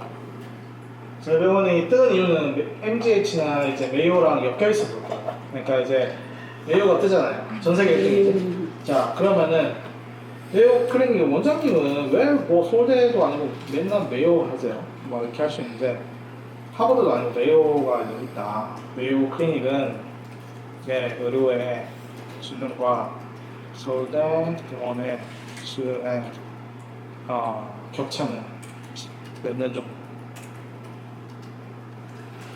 이게 이제 예전에 제가 검색했을 때 5년에서 10년 정도야. 그러니까 제가 하고 싶은 말은 외우는 연구진이 이제 계속 개발해요. 막 실험실에 있어요. 그래서 뭐 동물 실험, 그 다음에 인체 실험을 계속 야 이거 수술 이렇게 할까? 하면 자기도 막 연구도 막 하고 그렇게 해서 막 세포 막 계속 이제 실험 대항해서 연구하는 거거든. 사실 근데 봐봐, 이게 차이가 없는 게 아니고 5에서 10년 차이. 예를 들면은 저희가 내일 하는 리젠텐이라는 제품이 있어요. 근데 우리 리젠텐은 한국에 들어온 지가 이제 2~3년 됐거든요. 근데 그건 이미 10년 전부터 이미 썼던 거야, 미국에서. 예를 들어서. 그 다음에 우리가 수술하는 모든 임플란트와 모든 그 수술 테크닉은 한국에서 개발된 건 단 하나도 없어요. 그게 한국의 이제 지금의 격차야. 일본에서는 소수 있어. 소수 뭐 새로운 거 만들었어. 뭐 딴 나라에서 소수 있어. 근데 미국은 너무 앞서가 있는 거야. 너무 앞서가 있어. 그래서 이제 우리가 그 갭을 줄이려고 하는 것이 목적이고. 그래서 이제 그러면 얘들의 생각이 궁금한 거지. 원장님 생각은 왜요? 얘들의 생각이 궁금하나. 그래서 이제 들어가서 이제 보면은 여기 아담이라고 하는 교수인데 막 이런 슬랩에 대해서 전의를 해서 그래서 컨퍼런스를 해요. Cam's video, he goes through detail step by step. 뭐 이제 글로벌 텐더니스 포인트도 찾고, 오버라인 테스트 알죠? 뭐 레지스턴스, 프로, 슈어, 다이나믹하게 이제 라이벌 시어, 뭐 이게 익스텐션 충족시켜서 후전 느끼는 쭉 붙이면은 어프리션 테스트라고 하지만 이런 테스트들을 얘들은 좀 우리가 처음 보는 테스트겠죠. 이런 것들로 이제 얘들은 검사를 한다. 내용을 하고 그래서 이렇게 그 타입이 4가지가 있다. 4가지가 있는데 지금 보면은 타입 2가 아직은 컨트롤버시하다. 그러니까 쉽게 말해서 수술을 어떻게 해야 되는지 아직 정리가 안 됐다. 정리가 안 됐다. 그래서 슬랩을 우리가 봉합을 해야 되는지 아니면은 바이셉 테너데시스라고 하는 다른 수술 방법으로 가야 되는지에 대해서 의사들끼리 이제 그런 이야기들이 되게 많아요. 여기까지 했을 때 제가 간단히 설명하면은 그 말이 뭔 말이냐면 슬랩 봉합 우리가 수술하는 방법 2가지가 있어요. 슬랩 터졌다 리페어하는 방법은 쉽게 말해서 원래 원위치에다가 봉합해서 붙이는 거야. 이렇게 해서 봉합해서 붙이는 게 이제 슬랩 리페어야. 근데 이제 이거 말고 지금은 어떻게 또 다른 방법이 뭡니까 했을 때는 또 다른 방법은 바이셉 테너데시스라고 해서 여기다 붙이는 것이 아니라 원래 터진 이부에 붙이는 것이 아니라 여기 말고 여기 밑에다 붙이는 거야. 네. 그러면 왜 그렇게 물어볼 수 있겠지. 선생님 보면 원장님 보면 왜 여기 안 붙이고 왜 이렇게 붙여요? 희한하네. 그렇게 생각할 수 있겠지. 이유가 뭘까? 그냥 아무나 그냥 생각해. 원래 있던 게 붙였더니 플렉션이랑 익스포너를 넣으니까 일부러 이렇게 맞춰가지고 실버랜드. 뭐 좋은 그렇지. 그 장점과 단점이 있어. 텐데시스를 하는 거는 이게 가동범위 제한해서 장점이 있어. 이게 더 되는 거야. 그래서 텐데시스를 하는데 여기다가 보시니까 괜찮은 결과 생각보다 괜찮네. 근데 두 번째는 그것도 있지만 생각해봐. 바이셉스가 그리고 이쪽에 가잖아. 바이셉스가 이렇게 꺾여 있잖아. 꺾여 있어서 붙어 있다 보니까 이게 마찰이 된단 말이야. 이 앞쪽에는 서브스케일도 있고 마찰이 계속 따는 거야. 결국은 이리테이션 된다. 여기다 붙여놨던 이리테이션이 해결이 안 돼. 여기가 계속 아픈 거야. 이거 아파요. 계속 아파요. 얘 그냥 잘라버리잖아. 자르고 여기다가 더 이상 이리테이션 안 되게끔 꺾이는 부위를 없애버리잖아. 이렇게 했더니 결과가 좋네? 이제 이렇게 하자. 의사들이 이제 제가 이제 이 논문을 썼어요. 삼성병원에서. 이 논문을 썼는 게 Is there 뭐 하는 게 이제 논문인가? 아무튼 그 테스트랑 슬랩이 있는데 제가 인스타에 있어요. 아무튼 뭐 관심 있으면 보시면 되고 그게 내용이 뭐냐면은 40살, 40살 이상에서는 의사들이 이제 어떻게 되냐. 그 당시에는 우리가 그때 2019년도에 있었어요. 야, 40살 이상에는 슬랩은 무조건 리페어 하지 마. 그냥 바이셉 테너데시스로 넘어가. 40살 넘었어? 오케이, 너는 리페어 하지 말자. 이게 됐어. 옛날에는 10년, 15년 전에는 리페어 다 했어. 봉합을 다 했는데, 야, 이거 하니까 안 좋은 게 더 많아. 그냥 이거 2번 수술로 가. 이게 됐는데, 지금은 어떻게 됐냐? 40살도 아니야. 25세까지 내려왔어. 25세 이후에는 바이셉 테너데시스가 들어와. 그러니까 의학은 계속 바뀐다는 거지. 그 이야기를 하는 게 지금 현재 이제 메이오에서 하는 이야기. 핵심. as well. 그래서 수술을 너희들이 했는데 이 두 가지가 있는데 테너시스냐 Let's have a 리페어냐 to get back to where 이렇게 이제 그 연구를 했는 연구들이에요. 그래서 뭐 결론은 이제 제가 설명을 드리면은 지금 현재 내용의 핵심은 이거예요. 그러니까 마지막으로 마무리할게요. 네, 지금 현재 뭐 수술에 대해서 선생님들이 이제 관심 있으면은 제가 한번 설명할 텐데, 이게 키가 이제 슬랩 리페어를 하는 경우는 언제 하느냐, 봉합을 하는 거. 잘 안 해. 그리고 했을 때 결과가 좋지가 않아. 그래서 이게 RTP라는데 우리가 스포츠 메디슨에서는 RTP가 중요한 그거죠. 스포츠 이제 리턴 투 플레이가 되는 게 60% 70%밖에 안 돼요. 그러니까 선수가 봉합을 했다? 절반은 못 돌아와. 그러니까 그다음에 하고 싶었지 우리가 미안하다 너는 수술을 하고 나면은 봉합하면 못 돌아와. 근데 언제 그러면 꼭 해야 되는 순간이 있겠지. 그게 언제냐면 25살 이전. 25세 이전에는 터졌다. 그러면은 슬랩이 터졌어. 그러면 타입 2 이상, 아까 전에 4가지 있다 했잖아. 타입 1을 할 필요 없어. 2부터는 얘는 그 다음에 2인데 보존적 피지컬 기전을 우리가 피지오세라피를 했는데 6개월 이상 했는데 안 돼. 너는 안 되는 놈이지. 그럼 너는 해야 돼. 이렇게 이제 판단을 하는 거야. 대신 이야기하는 거지. 너는 가동범 제한 온다. 다 설득하고 그래도 할래? 아파 죽겠네. 할래? 오케이 하면은 하자. 이게 25세 기준이에요. 지금 현재 2020년 1월. 자, 오버헤드 아슬렛 던지는 애들 중에서 25을 넘어가서는 리페어는 하지 말자라는 게 컨셉이고, 그 다음에 테너데시스는 25세 이상부터는 테너데시스로 우리가 가자. 이번 수술로 가자. 이게 이제 지금의 컨셉이다. 그 다음에 한 가지 마지막으로 정리하면은 이 타입이 약간 총 4가지 있다 했잖아. 이 4가지 중에서 얘는 선생님 어떻게 해야 됩니까? 원장님 어떻게 해야 됩니까? 이거는 리페어 닥치고 리페어야 돼요. 3번, 4번은 이건 답이 없어. 그냥 닥치고 리페어를 해야 되고, 2번은 애매해. 그래서 이거는 잘 하지 않는다. 25세 이상에서 리페어를 한다 하더라도 이 사람이 야구 선수다. 돌아갈 확률은 60%밖에 안 나다. 그러니까 어느 정도 제한이 나온다는 거지. 그걸 각오하고 하는 거지. 알겠어? 그게 지금 현재 슬랩에 대한 이제 최신 지경입니다. 이거에 대해서 쌤들이 이제 궁금한 것들이 있으면은 저희가 이제 유튜브에 비공개로 올려놨거든요. 그게 이제 컨퍼런스이기 때문에 이 내용의 메이오의 저작권이 비공개 보고 싶습니다. 분들도 보여줄 테니까 보시면 되고요. 그 다음에 또 궁금한 거 있어요? 오늘 설명을 너무 빨리 했어요. 못 알아듣겠지? 그 람보를 감싸고 있는 그 팬들이 떨어지려고 하면 출력파 처방을 구하게 해주시면 좀 팬들이가 재생이긴 하네. 그러니까 내가 왜 충격하냐면은 연골은 재생이 안 된다는 말 해줘. 조사를 해도 너는 재생이 안 돼. 연골 재생은 안 돼. 이게 오면 그 다음부터 오는 것이 뒤쪽에 이제 GIRD가 있어요. GIRD는 후면에 있는 캡슐, 조인트 캡슐에 이제 캡슐라이티스, 관절낭염. 이거를 염증이 생기면 조직은 계속 지휘해지고 계속 손상이 돼요. 그 손상된 조직을 관절낭을 회복을 해야지 얘가 다시 이제 연골은 회복은 안 된다고 말하지. 관절낭을 위해서. 포스테리어 캡슐에 그치. 쥐어야 이쪽을 때려야 돼. 그치. 또 전생 궁금한 거 없어요? 제일 많을 것 같은데. 그 수술점이 제일 많아지고 그거는 진짜 또 열어가지고 왜 늦게 왔어? 둘다 수술은 누가 관절경화는 식염수 넣어서 하시잖아요. 맞아요. 식염수가 정해진 양이 나오려면 하고 나면 막 이렇게 부어 오시니까 없죠. 좀 적게 넣으면 덜 불리는지 그건 환자마다 사이즈가 너무 다르니까 이거는 수술하면 정해진 양이 있는지. 이거는 저도 이제 빨리 한다고 하는데 썩게 하는 거지. 빨리 최대한 한다고 하는데도 어쩔 수 없이 물은 막 들어가고 그러니까 어쩔 수 없네. 계속 붙여요. 그치.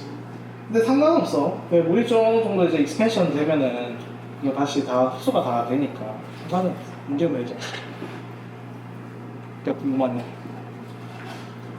저 있는데 그러면 바이셉스 테노데시스를 하게 되면 조금 안정성은 포기하고 가동성을 더 잘. 포인트를 잘 정확히 잘 이게 포인트를 잘 안 해. 이게 미안 선생님 성함이 박현준입니다. 아무튼 현주 쌤이 아까 전에 질문한 거 보니까 핵심을 딱 짚더라고. 그러니까 이게 핵심을 딱 짚네. 그래서 어떻게 이렇게 핵심을 잘 짚으세요? 감사합니다. 그 일단은 이제 우리가 생각했을 때 그 바이셉 테노데시스는 뭔가 장단점이 있다 했잖아. 자, 이제 말해줄게. 자, 우리가 노동 어디 갔지? 자, 이게 이제 잘라냈어. 자르면 어떤 문제가 생길까? 이게 위에 있는 거 커팅해버렸어.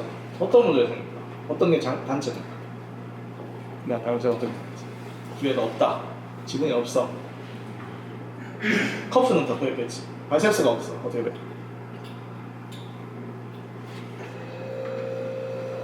아까 편하게 했는데 위에가 이제 지붕이 열렸네. 반쯤 열렸네. 언스테이블해 되겠지. 그러니까 얘도 스테빌리제이션에는 효과가 있다. 자, 이야기 설명해 줘. 그러니까 수술은 늘 조금씩 처음에 바뀌는 거죠. 슬랩이 이제 있는 환자들은 이제 예전에는 어땠냐면은 컵스 50, 60대, 70대 할머니나 할아버지 딱 들어서 수술 딱 들어갔어 봤는데 여기 터져 있는 반쯤? 그러면 원래 치료의 플랜은 텐토미를 쳤다. 근데 지금은 치료의 플랜은 웬만하면 안 쳐. 지금 최근에 어떤 할아버지 우리 수술해놨는데 뽀빠이 디포미티라고 이렇게 뽀록 튀어나온 할아버지 한 명 있어. 이게 했는데 그거는 원래 생길 수밖에 없는 사람이었어. 텐토미 내가 칠까 말까 하다가 이 사람은 예비 줬는데도 힘을 줘가지고 컴플라이언스 안 되고 자기가 수술했는데 얼마 안 되는 거 막 쓰다 보면 터지죠. 자, 네 말의 핵심을 다시 정리해줄게요. 우리가 이제 바이셉스가 걸려있는데 이것 또한 이 작은 힘줄 또한 우리가 위에 어깨 휴메럴 헤드가 위로 안 올라가게끔 잡아주는 안정화 구조물이에요. 근데 얘를 자르고 여기다 붙이니까 얘는 올라갈 수 있는 가능성이 있겠죠. 그래서 이제 이야기를 하시는 거고 그래서 그것을 우리가 포기하는 거지. 그럼 반대로 말하면 그 사람이 언스테이블한 게 이쪽으로 언스테이블하다. 그러면 웬만하면 치면 안 되겠지. 이해가죠? 언스테이블한 게 위쪽으로는 괜찮다 싶으면은 여기 테노데시스를 하는 거지. 그래서 여러 가지를 우리가 복합적으로 생각을 해야 돼. 그래서 그렇다면 위쪽으로 언스테이블한 게 더 안 좋을까? 앞쪽으로 언스테이블한 게 더 안 좋을까? 어떻게 생각하세요? 어깨 휴메럴 헤드가 글레노이드 딱 있는데 위로 막 올라가는 게 더 안 좋을까? 앞뒤로 왔다 갔다 하는 게 아니야. 위로 왜? 부딪힐 수 있어. 그렇지. 결국은 이제 그걸 우리가 커프 테어 아스로퍼시라고 하죠. 결국은 위에서 이제 딱 잡아주는 게 없어지면 얘 올라가지? 그러면 올라가는 순간 뭐 있어? 아크로미온 있지? 계속 여기 따라가요. 그럼 얘는 엄청나게 빠르게 관절을 해거든요. 그래서 얘는 답이 없어요. 이거는 최악이야. 얘가 위로, 그래서 우리 중요도가 있겠지. 위쪽으로 뭔가 어스테이블하네? 그러면 어떻게든 바이셉스 살려야겠지. 맞지? 얘가 괜찮아. 위쪽이 멀쩡해? 그러면은 날리고 바이셉스 테노데시스를 결정할 수 있다. 이해되지? 자, 이제 그 다음에 마지막으로 내가 이야기하고 싶은 거는 질문 아까 한 개만 더 가볼까요? 질문, 마지막 질문. 그렇게 노래 보지 말고 질문해봐. 야, 노래 보고 있는 거 아니야?